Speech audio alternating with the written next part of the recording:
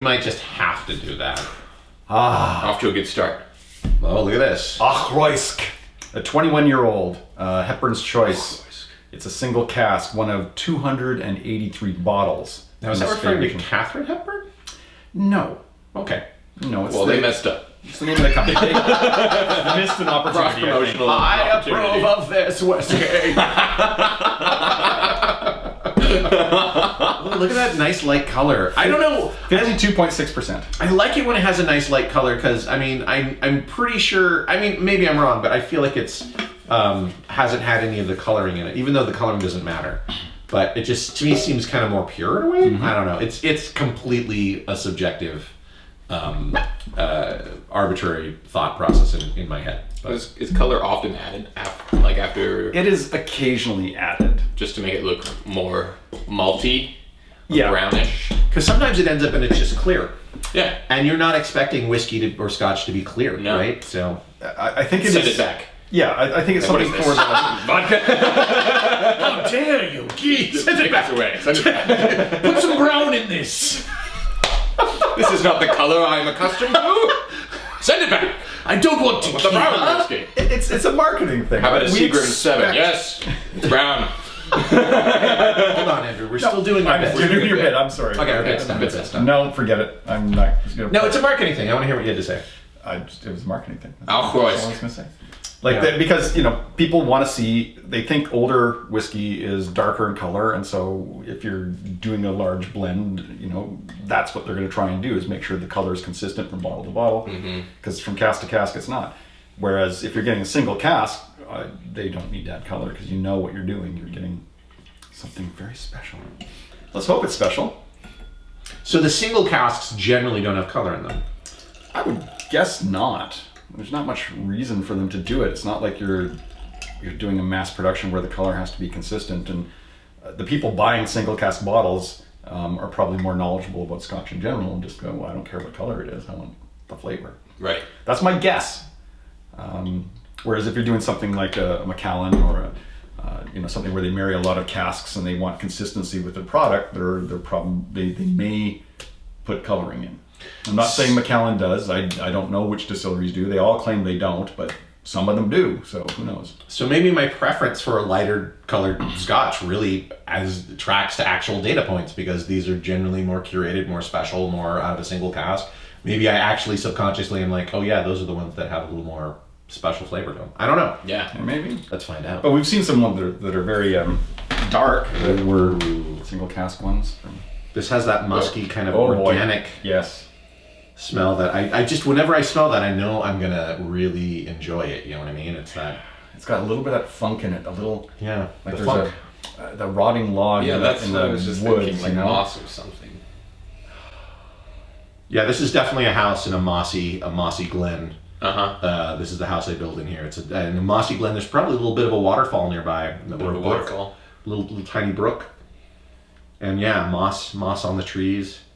And there's like some lumberjack who Yeah. lives nearby. Yeah, his name is Sven. Sven. it's Sven. Svengali. Not Svengali. Then he'd be a lumberjack and a magician, and I think he's just a Come lumberjack. on, we have to be more forward not- thinking. It can crossover. I don't think it's Crossover promotion. I don't smell any magic of that sort, and no fake magic in here, You only just real have to- magic. You just have to believe.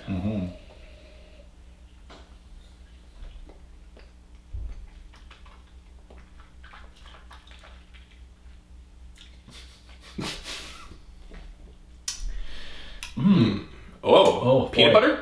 Anyone tasting peanut butter? Sure. You don't have to agree. Do you actually taste peanut butter? No, I think that's Kind of the edge of that, not maybe There's a lot of high light notes in this. Like it's like a astringent pear. Ooh, yeah. It definitely feels like it's like dancing on my tongue a little bit. Like the other one felt like it settled into the Yeah, pores. they don't just like wrapped around your tongue. wrapped around. This one's kind of like Hey, flavors, more flavors. Yeah, exactly. yeah. That's exactly right. Oh yeah, I really like the nose of this one.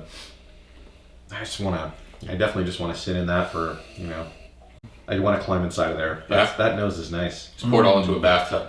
submerge yourself into it. That might be too much. It's an expensive bath. It's an expensive bath, to say the least. There's a lot of butter in that bath. Yeah. Yeah. Definitely like the butterscotch, like people say, you know, I definitely smell a bit of that in here. I'm just gonna read the back. Yeah. I think that's just a standard thing they put on the back. Do you don't have any Company. notes about it? Sometimes they do. What flavors are they claiming? This one does not have any tasting notes on the front. No. Oh wait, no, it does. Specifically, tasting notes: malted barley, orange, and apple. I think I'm not getting they an ounce of orange. they kind of underachieved on that description. Yeah, I feel like those are kind of pretty basic. Like, because pear to me seems much more specific to, you know, like I think you kind of nailed it with that. Like you could say orange and apple, but I mean, what is a pear but a combination of an orange and an apple? You figured it out. Yeah, if you put them in a teleporter together and they like merged, they'd be Pear. it'd be a pear. Apples to oranges. You get pears. Not. You're not coming along with that one?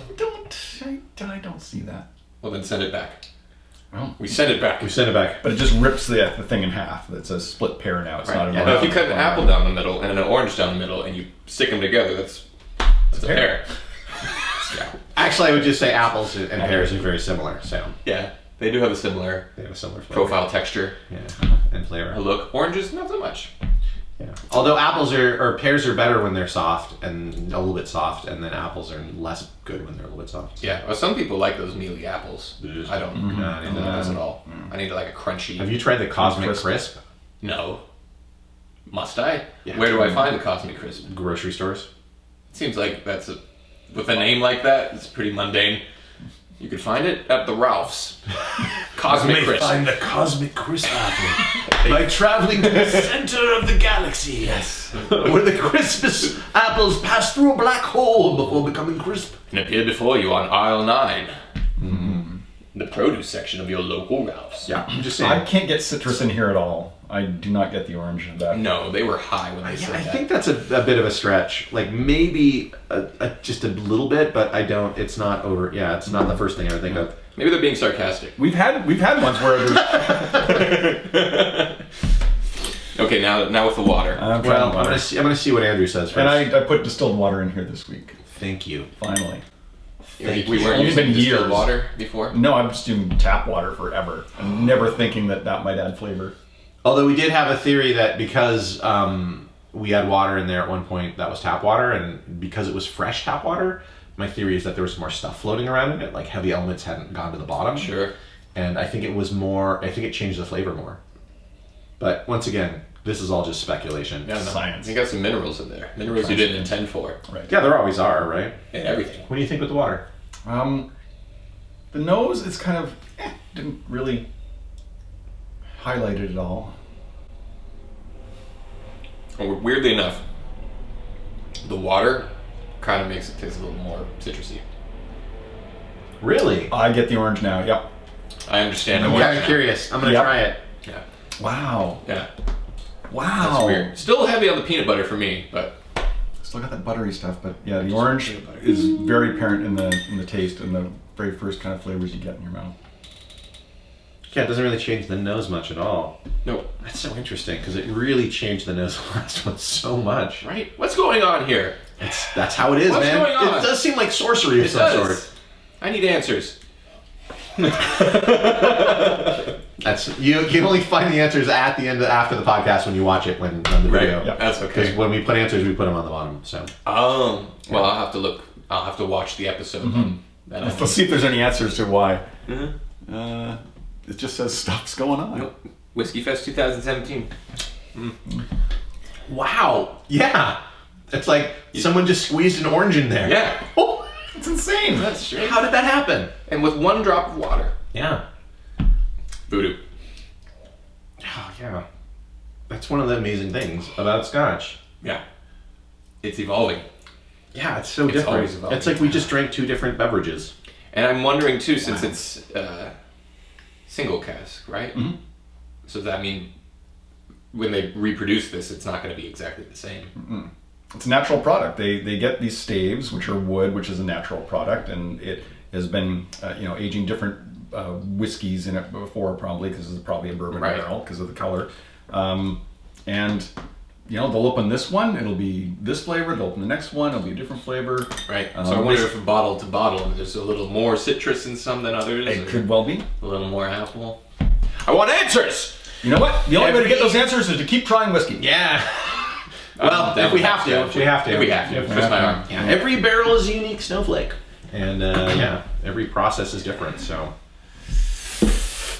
Well, bust your own tables.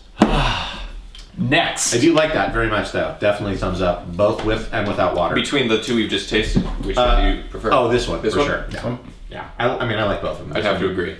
This one's really good. As soon as I get that funky smell, you know, in the nose of like that organic, like I know that. I don't know. That just gets me every time. That's you the know? one. I gravitate towards my peaty whiskeys, I think. I do Oh. like the campfire ones. I'm sorry we did PD 2 weeks ago. We should have you back in another episode when we do peat. Again, That's all right. Again, All 'cause we whiskeys will. are we will. We fantastic. love peat as well. Yeah, there's I know- absolutely nothing wrong with this. And I know a lot of people aren't. That's a kind of polarizing It is. flavor. It is. The peatiness. Yeah. Yeah. But I happen to like it. I like fire sliding down my gullet. I should say that. Okay. Passing it back to you, Andrew. I'm not cutting that part out. Sorry. I'll put a title under there Sorry. reinforcing what you said.